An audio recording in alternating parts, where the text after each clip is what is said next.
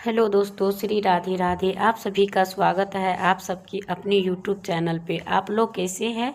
ठीक होंगे, स्वस्थ होंगे और बढ़िया ही होंगे। तो चलिए दोस्तों, आज का जो वीडियो है बहुत ही खास, बहुत ही महत्वपूर्ण है, जो कि चैत नवरात्रि के व्रत के दौरान क्या दवाई खाए या नहीं, क्या कल ध्यान रखें, व्रत में क्या खाए क्या नहीं, कलश अखंड ज्योत पूजा पाठ कैसे करें और मेरी।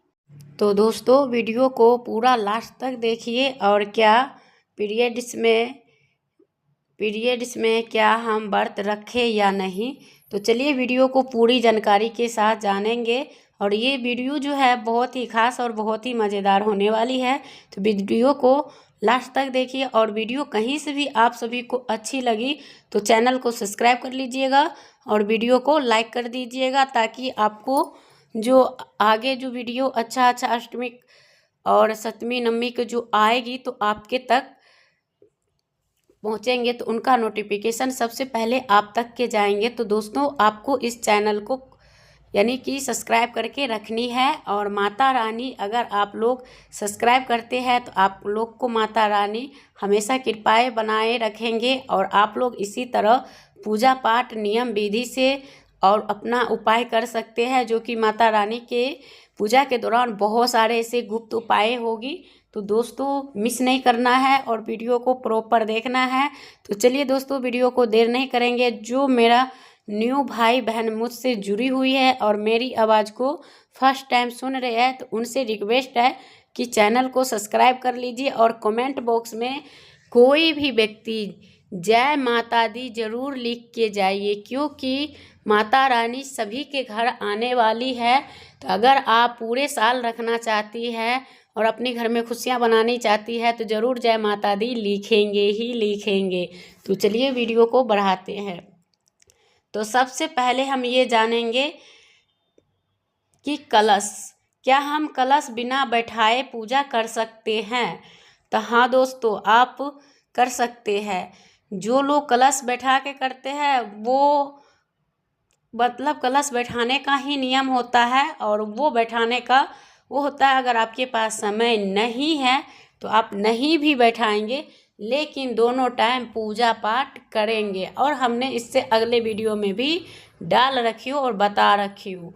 तब भी मेरे पास ऐसे कुछ कमेंट्स आ जाते हैं जिनके लिए हमें वीडियो बनाने पड़ती है।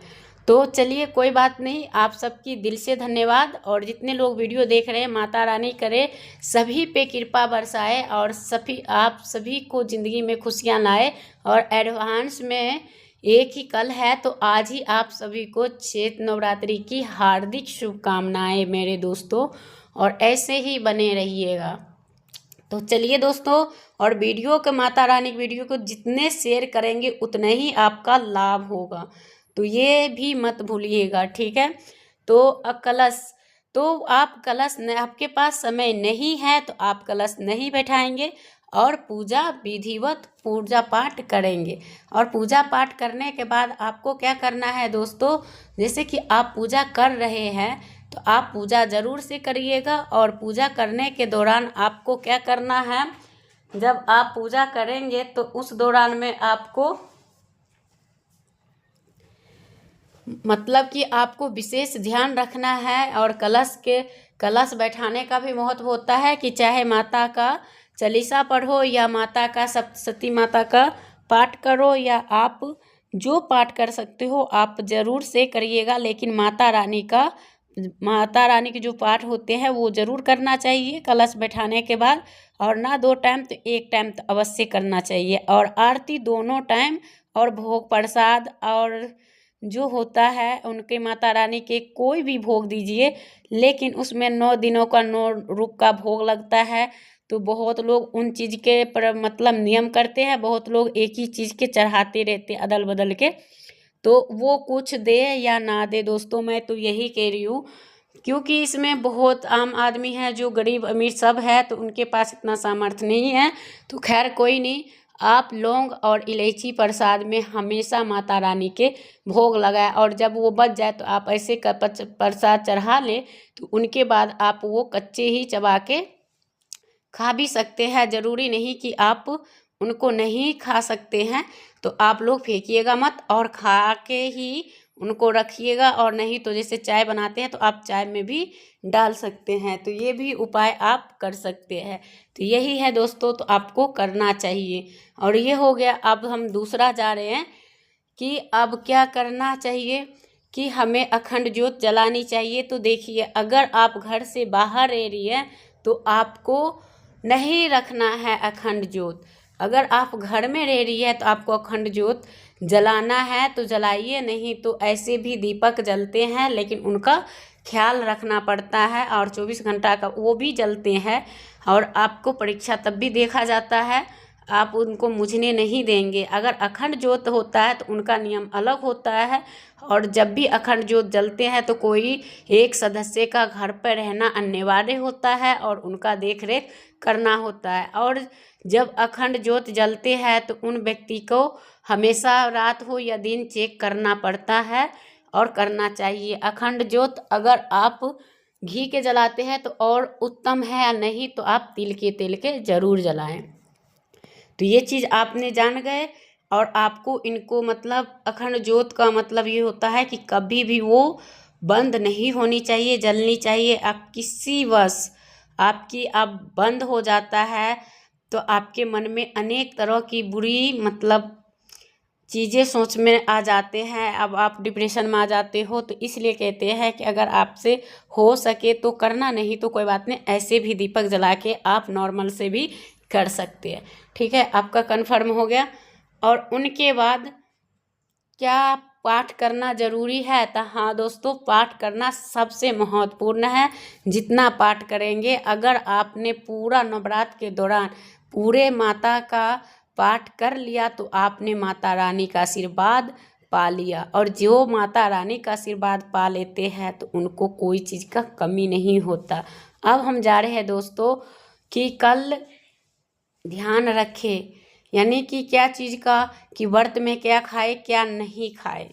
तो देखिए, व्रत में जैसे कि बहुत सारे लोग आजकल फरमाइश ही चल गया है और फेमस भी हो चुका है कि कोई पकोड़े बना खाते हैं, कोई मूंगफली के कचरियाँ बना कर खाते हैं, कोई कुछ करते हैं। तो मैं एक बात बता दूँ, जो व्यक्ति लौंग 9 दिन लौंग चबा के अगर व्रत रखती है वो कैसी होती। अगर आप मरीज है ना, तो आप फल फ्रूट और साबूदाना के यानी कि खिचड़ी बना के आप खा सकते हैं, या खीर।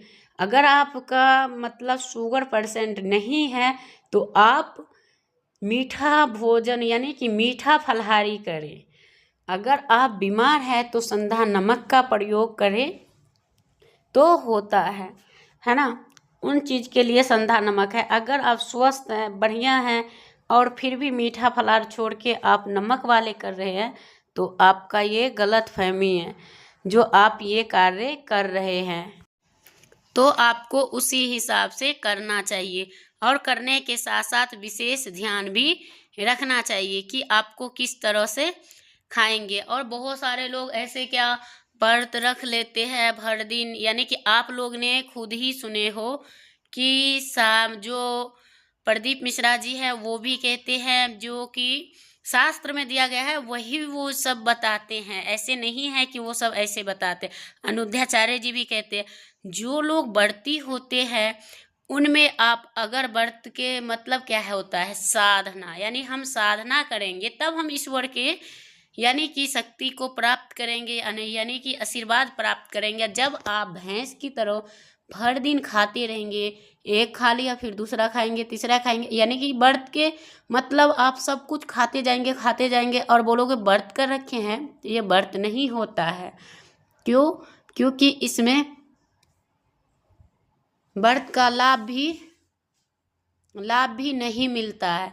और क्यों नहीं मिलता है दोस्तों? तो इसीलिए नहीं मिलता है कि वो व्यक्ति भर दिन फलाहार ही करने के पीछे रह जाते हैं।